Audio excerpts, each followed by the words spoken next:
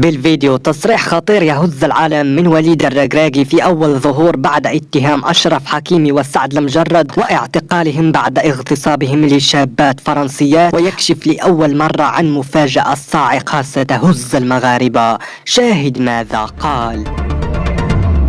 ولكن إذا كنت مسلم وتتفق بأن أشرف حكيمي وسعد المجرد ضحايا مؤامرة، فاضغط إعجاب للفيديو وعطر فمك بالصلاة على رسولنا الكريم. قضى القضاء الفرنسي بسجن سعد المجرد لمدة 6 سنوات بعد تورطه في اغتصاب شابة فرنسية عام 2016 وفي نفس المدينة ونفس البلد في قضية مشابهة. وبعد أيام من الحكم على سعد المجرد، يواجه مدافع المنتخب المغربي لكرة القدم أشرف حكيمي تحقيقا في فرنسا بقضية اغتصاب بعد أن اتهمته شابة تبلغ من العمر 24 عاما بالاعتداء عليها واغتصابها في بيته. وقد يواجه حكيمي عقوبة قد تصل ل20 عاما خلف القضبان في حال ثبتت التهمة ضده. لكن ما هز العالم وهو تصريح وليد الركراكي بعد هذه الواقعة. وقال وليد الركراكي في تصريح للإذاعة المغربية: منذ الحكم القاسي الذي صدر في حق الفنان سعد المجرد، وأنا أشك أن هناك شيء غير طبيعي يحدث وأن هناك مؤامرة كبيرة ضد هذا النجم الشاب، لكنني الآن لم يعد لدي أدنى شك في ذلك بعدما وقع لأشرف حكيمي. هناك مؤامرة كبيرة في حق نجومنا ويحاولون الإطاحة بهم جميعا، وأنا متأكد بأن أشرف حكيمي لا يمكن أن يقترف ذلك. فهو شاب خلوق ومؤمن ومتزوج